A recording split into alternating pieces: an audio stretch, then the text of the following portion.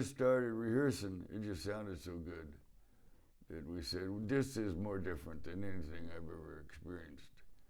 3 guitars. I've barely ever played with more than one, me. But it was great. And right then we knew we had some. We laughed all the way home. Said, this is going to be good. And it was, until some things went haywire. And, you know,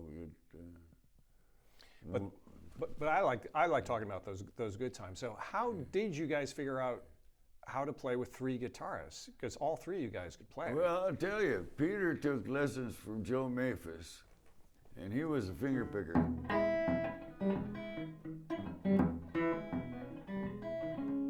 And I was doing more.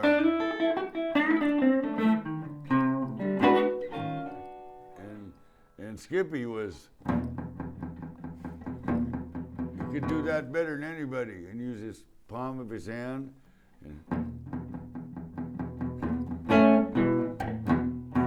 And he could write. Skippy could write real good. Don wrote. We all sang. We all wrote.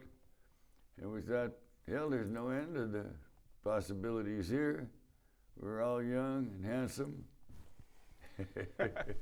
Don said something about collective consciousness that the band had. He would do, yeah. Yeah, we took some of that acid back in those days, you know. And I think that either put it together or tore it apart, you know. But it sure make your imagination work. I don't recommend it for any of you young people. It's a dangerous little business. And we didn't overdo anything. We like to smoke a bud from time to time. And, you know, hell, you can get a whirl of weed on every corner in Tacoma. You can these days. Yeah. So what's cool, I was telling you about that, the vintage version of the debut album, and you can hear all of Don's you know, comments, and he's like, play it like a motherfucker all the way through and all that kind of stuff. What were the sessions like for that classic debut? There was 13 days of recording, and that's all. And during that recording, we were in Studio D at first at Columbia on Sunset. And then we went over to Studio A, and the Beach Boys took over Studio D. So we'd go over there and watch them, and all the time we finished up our album, in the time all they had was, I'm picking up good vibration. And we go over and watch them, and watch Don Ellis and Miles and everybody who would come in, Dr. John. You know, it was just really good. I mean, fun, good fun, and we were productive too. I mean, we didn't waste any time because we had our rehearsals down, and the right. We got lucky with David. David always kept us laughing. David Rubinson, and Roy Halley sometimes on engineering. Different people, and it was all just a lot of fun, but hard work too. I mean, a lot of stress going in there, hoping you can pull it off just right, come up with something imaginative and new. And we did. I'm real proud of that first album a lot. I can't tell you what a fan I am of that first album. And Yeah, you've got me some too. writing credits on that one. Yeah. You've got a single credit, solo credit for Naked If I Want Naked To. If I Want To, yeah. Where did that song come from? It's just kind of an acid flash, you know. Would you let me walk down your street naked if I want to? Yeah. Can I buy an amplifier on time? Ain't got no money now, but I will pay you before I die. And some of the people said, no, you don't. You pay us way before that. And, you know, you go in to get some credit at the record store or the music store, and they say, no, you got to pay way before that. Yeah. Also, you and Don wrote Hey Grandma together. Yeah. And that started off like, hey Grandma, you're so young. And then it ended up being,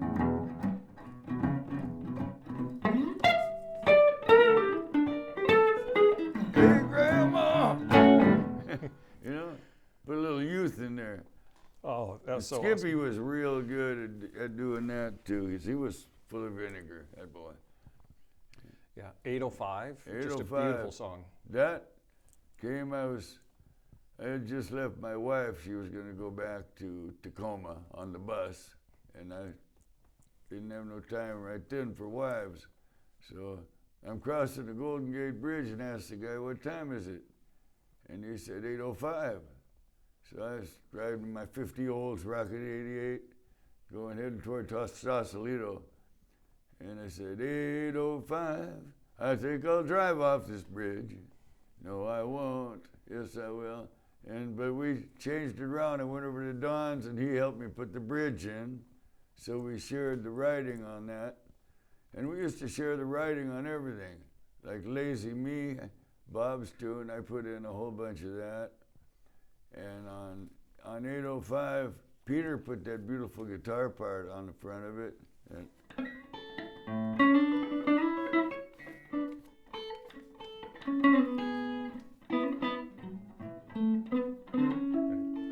Yeah, he struggled with that a little bit in the studio, getting that. That was just beautiful. It is. And nobody wanted, 5% or 7.5% of this for doing that. It wasn't those type of days. It was, if we can help and make something happen, we do it. Great chemistry in that band. Yeah, it was. It was. And it still is. We played, we've done a few gigs not long ago. And we did, South by Southwest in Austin. Went down there and played the Dirty Dog Saloon. And that was just beautiful. Recorded it. And, we had a week to rehearse in Austin. So that was nice. And we got the great rhythm section with Dane Clark from Mellencamp and Johnny G from Mellencamp. And then I don't think Bob went on that one. But it was me and Skippy's son. Skippy's son took over his spot. So. Do you sing lead on any of the Moby Grape tracks? 8:05, okay. And Aint No Use. I love that one too. Yeah, and Parts of Can't Be So Bad. I wrote that. And Little Steven used that on his Lilyhammer movie. So that was nice. So here you guys are, and Columbia Records, it's almost like they didn't know what to do with you. Little Steven, yeah. No, they didn't. Even at the record stores, what slot do we put them in? Is it rock and roll? Is it country? And we didn't know, but some of the stuff was, classic kind of standard type stuff. And so, yeah, we did a lot of confusing things that weren't helpful for our career, like putting out those five singles at once. What did you think of that decision? How did the band react when Columbia, did they tell you they were going to do that? And Yeah. They said, well, I think they told us kind of after it was all, ordered and set up. So there's what we're going to do. I said, well, okay. I didn't really think so much about the business, how much better it would have been, I think, if they would have put Omaha and just pushed that. Because that was good rock and roll at the time, and maybe 8:05 on the backside. Couldn't have missed. But if you got all of those, then it's a little this and a little of that. But if you push something, as you well know, it can go. And we never did get a hit, so we had a hit album. We got up to number 3 in a lot of the world. Yeah. And it is when still. it first came out the same day as Sgt. Pepper. And so everybody was at the record stores. And Columbia had got all those great big posters. And they had them plastered in every record store in the West Coast. So we sold better in Marin County than Sgt. Pepper. Ooh, boy. Do you remember the photo shoot for the cover? Sure, yeah, I sure do. That was at the Junk Teak store in Fairfax, California. Yeah. What was the artist's name? Yeah. The guy who shot it? Yeah. I don't remember. I just remember Don's finger. Oh, man, yeah. Well, it originally had the American flag on it too. And the women of the American veterans said, you know, it's during the Vietnam War. And they said, we can't have these guys represent America with a flag. And so Columbia chicken shitted out and put in, I shouldn't say that, they chickened out. And, but they took that off and put on an orange flag. And that wasn't good enough, because they could still see through that it was originally American flag. So then they made it black. And we were insulted and still insulted. I'd like to see it come back someday with the original American flag. Because we were Americans too, you know. Yeah.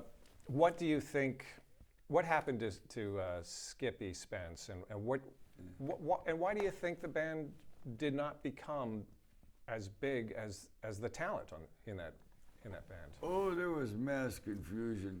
And in New York, he bumped into some people that taught him some bad things, you know, drugs. And he disappeared for a while. When we got there, he had a nice beard, and he was jolly and happy. And the next time I saw him, he was sweating like a pig, just sweating like crazy, and he didn't look right. Something was wrong. And Rich Dangle from here, from the Wailers, came back and was hanging out with me in New York City. And all of a sudden, we go back to the Albert Hotel where we never should have been in the first place. And this guy says, hey, one of your guys got the fire axe and was axing down your door, mine and Don's door. And we didn't know what that was about. And Skippy also took after the art director at Columbia with a pair of scissors. And so something had gone haywire, and we didn't know what it was, but apparently it was drugs. And what kind of drugs, I don't know, make you do that. But it damn sure ain't any good.